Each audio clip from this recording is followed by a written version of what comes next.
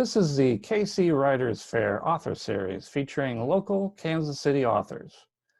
I'm your host, W.H. Mitchell, author of The Arcs of Andromeda and The Dragons of Andromeda. Today we're speaking with Rachel Ellyn. Rachel writes in multiple genres, including children's fiction, flash fiction, romance, and suspense thrillers. Her newest novel, What Goes Around, pairs a newly divorced woman, a tropical vacation, and a tiny bit of voodoo. Hello, Rachel. Thank you very much for visiting with us today. You're one of the authors that will be at the KC Writers Fair. Thank you again for that. Thank you. You're very welcome. We're going to be talking about your books today. Some writers stick with one genre, but you've written in several. Why is that, do you think? I've always described it as my head is full of ping pong balls, and they're just bouncing around constantly with ideas and characters and just, the lot in life. And to get my brain to process better, I have to dump those ping pong balls out, and they typically come out in notes as stories and just, random thoughts. And I just process in too many things. There's too many ping pong. There was the ping pong ball, and there was the pixie, and there was the cat, and just all of these things just pop into my mind because life just happens, and you see something that just makes you think it's a great story or a great character. And I wind up writing in multi-genres. I find it a lot of fun. It's frustrating marketing, but it's a lot of fun to write. Which of those genres that you've worked in, is there a favorite? I mean, is there one that you really prefer? I know you've done a lot of children's lit. Is that your favorite, or do you have a different one? Children's lit's hard. It's one, you're working in an extremely limited amount, and I'm not talking YA. YA is kind of a different animal. We're talking literally children's from, babyhood to maybe 6th grade. It's really hard because you have to use a different vocabulary. You have to use a different word count. You have to allow yourself to either know a picture is going to do some of the describing or setting the scene versus all your words. It's a lot of planning when it comes into writing a children's book. And then, looking at the illustration, looking at selling it, versus when I write for an adult. And I've written, in mystery, I've written in romance, I've written in kind of romance plus, I'm kind of all over the board. That's easier because for me, I basically write as I method act. So I'm just sitting there, with what goes around going, well, what would she do next? If I was this person, and I'm at the bar, I'm drinking, and the conversation, and that's really easy to flow. Although, again, to make it readable, you've got to really edit. You've got to bring the people to it. You've got to have the senses and all of that. So they're completely different animals in my head when I work with them. They're both very challenging. I was going to say, do you have any tricks? You writing between children's literature and then switching to adult fiction. Do you have any tricks for writing for such a different audience? One of them is, I really think, unless you're just writing for yourself, if you want to write where you're making money and you're paying your bills off of your royalties, you've got to read and do your research on the market. You can't write vampire novels that go off the wall and don't follow the traditional without knowing how you're going to market that. There's a really big research, an amount of research that goes into writing a book when you want to take it to market. I think you have to look at what's out there and what's really selling. I mean, right now in the kids lit books, especially picture books, emotion books are selling hotcakes, but it's a saturated market. So then you have to plan what would be the next thing, especially in the time frame that we're living in, the year that we're living in. What would be the next thing? What would you think a child or a mother, because a mother, grandmother is really who's going to be buying your book, would want as the next step? So I think the research part of either scenario, kids, YA, or adult, romance, mystery, sci-fi, you've got to have a good grasp on what's selling, and you have to read them. You have to know your audience, and so you must read in the genres that you're writing in. You just have to. And you have to read the newest stuff, not just classics, but read what you want to write. I know people will tell me numerous times that they feel that would influence your writing. Well, yeah, damn Skippy, it better influence. You don't know good writing until you've read really crappy writing. And then you start figuring out the better and the better and the best and why it's making a New York Times bestseller. So reading is absolutely one of the key, that and research, to writing well.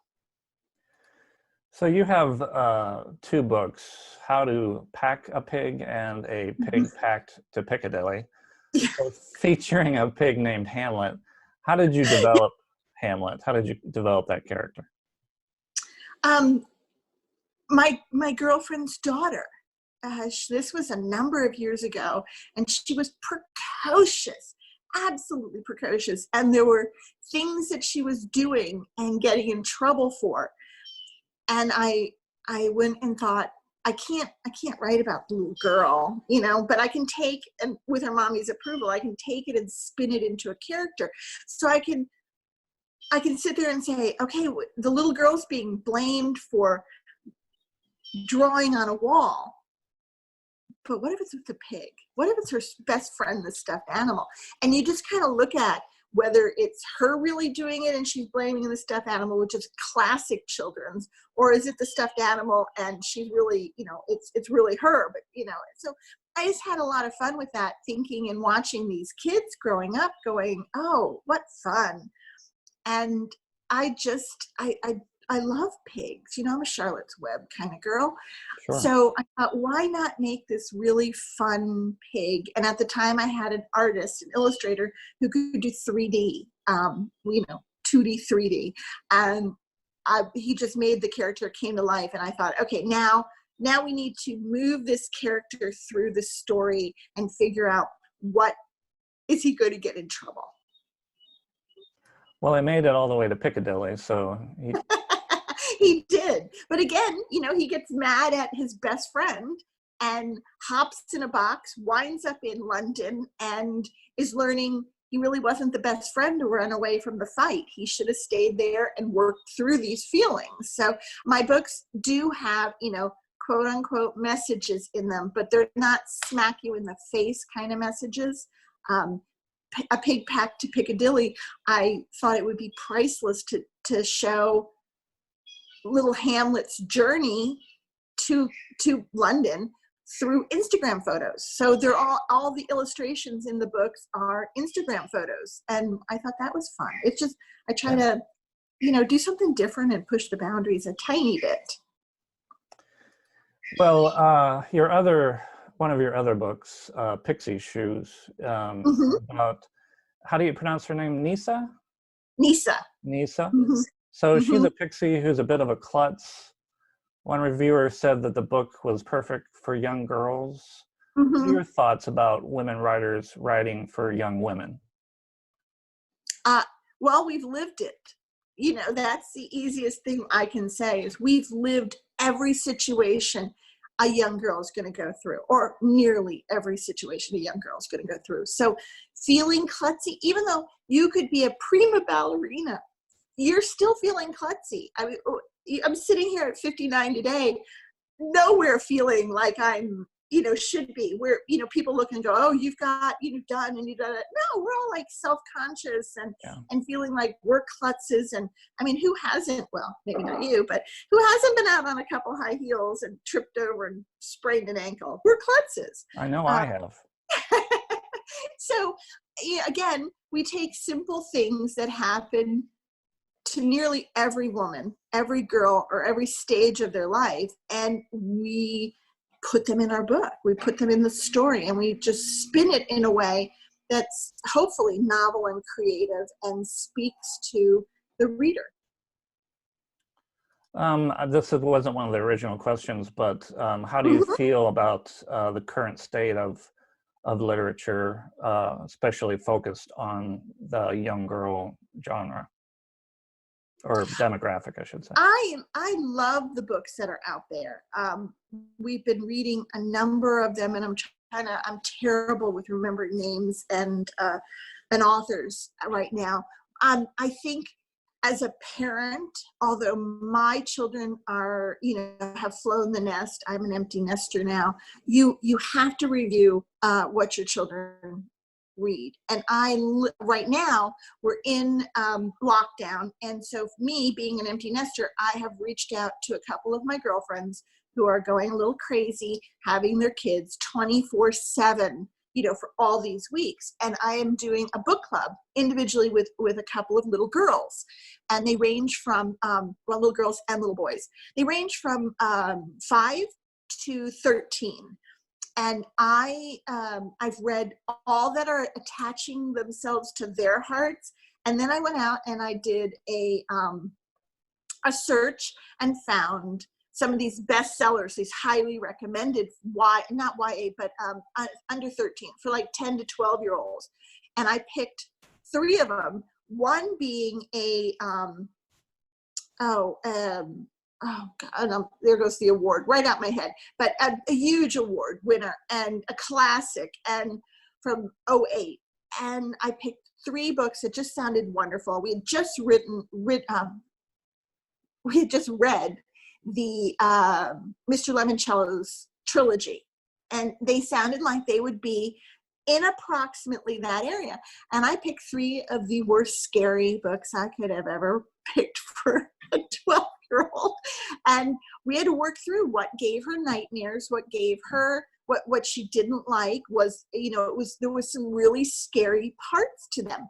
But then you've got, which I never would have seen that. I never saw that on a review. I thought they were excellent books. Now, I guess at, 10 to 12, she might have needed to be a little older to read these, but they really handled some of the situations that are affecting young girls in a very good way. One was just downright too literary for me. It was just the words and the phrasing, and I'm so happy it was a winner, but I just didn't get it at all. And so you have the problems out there that you might have books written to a level above what they're selling at. And so you really just have to look at the wide range of children's emotional levels and children's mental levels, where where they can read. I know there's some kids out there that they're 8th grade, they're 8 years old, and they're reading 10 years older than them. And then there's other kids that are right on 8-year-old, and they're reading 2nd grade level. So I think in your description, when you're writing your book or when you're selling your book, you really have to think of making the parent aware Right. of what you're writing, because we did have to work through some of those issues. And over Zoom, it's a little difficult because you can't hug the kid and you can't say, I'm so sorry, but do you see where? And I think if you're prepared as a parent to say, do you see where this could have been or that could have been, you can comfort some of that. But my gosh, there are some crazy books out there and huge sellers, absolutely huge sellers, that are just fun and crazy and silly. Captain Underpants, my God, that's a huge, absolutely huge seller. There are some that are just, so. Well, a little change of pace. You called your most recent book, What Goes Around, a little bit thriller, a little bit witchy, a little bit romance, and a whole lot of sass. Tell me about your experience writing a sexy thriller compared to some of your other works. Well, I really don't think, I don't think that What Goes Around was a sexy thriller. I think it was kind of middle of the line. There were no sex scenes really. I mean, okay, but like I'm pretty sure I saw that in your blurb. it was like no, it was the cozy version. There was no, you don't see it. It all happened behind the curtains versus true romance, which you might get a little bit more on. But when I thought of this, all I kept thinking, because I'm divorced multiple times, and my poor husband's. I thought, what would happen if you had this divorcee that spent her whole life making her husband happy, and he just up and says one day, I found someone 20 years younger than you. And what would happen? She gets the divorce, she's not happy, she's, girlfriends say go for this tropical vacation, and then he comes along, and happens, purely by magic kind of, circumstance, that he shows up at the same resort. What would you do? How would you react? What would be what? And my instinct was like, I need to kill him. So that seems extreme. It was a fun book to write. It was really, really fun, because I absolutely take, like I said before, a method acting approach to writing. Whatever I'm writing, I am that character. I am that character's best friend. I am any piece in there. I am absolutely in that character's shoes at that moment when I'm writing that scene. And I find that just absolutely fun, because there's no way in heaven I could ever have been an actor or actress, because I'm terrible at any of it. But my mind is really good. So it's been fun to work through those kind of dreams writing. Yeah, you don't have to memorize any lines, which would be a problem for me, for sure. And you get that blocking the scene. I mean, you get so much fun out of writing this stuff when you have to put the reader, they have to taste it, they have to smell it, they have to see it, they have to feel it, but not overkill. I mean, there's just this wonderful fine line when you're writing where it's just so fun to analyze and go forward on this. And I tend to be an extremely minimalistic writer. So I have to go back from my first draft and add until I get to that level of, yes, I've done it. Well, thank you very much, Rachel, for joining us today. Good luck with your newest book. I hope it's selling well. Thank you. I have to write the second one before I'm launching the first. But I'm back on. I'm doing. Might as well do heavy marketing in this period of time. I'm doing all my analytics, rewording. As an independent, you have to reword your categories, you have to do your meta tags, you have to do your blurb, you have to rerun your ads. So yeah, we're all on that. But they're selling, and so I'm happy. Yay! Well, very good. I know we have to wear a lot of hats, for sure. Yeah, but get you going. Absolutely. Well, again, thank you, and I look forward to seeing you at the KC Writers Fair, date to be decided until sometime after the pandemic is over, hopefully not. Yeah, we'll have some fun sometime this year. Yeah, I hope so. I look forward to it. The Indian Creek Library is beautiful, and I think it's a really good venue, so I think not only will we sell a lot of books, I think we'll enjoy seeing people again out in public. I know my mom's jonesing for her library visits in a big way. Yeah, I'm sure. Absolutely. Seeing things on the computer is not the same thing as smelling the books in the library. And checking, and just looking at covers. Gosh, is that not just the funnest thing to do, is to just walk the aisles and look at covers and titles? And I love that. Absolutely. Well, thank you again, and I will talk to you soon. Thank you. Have a wonderful day. Thank you all. You too. Bye-bye. Thanks to Rachel Ellyn for joining us today. If you'd like to read Rachel's books, they're available on Amazon and her website, rachelellyn.com. The author series is brought to you by the KC Writers Fair, coming to the Indian Creek Library in Olathe, Kansas. See our Facebook page for dates and times. I'm your host, W.H. Mitchell. Until next time, goodbye.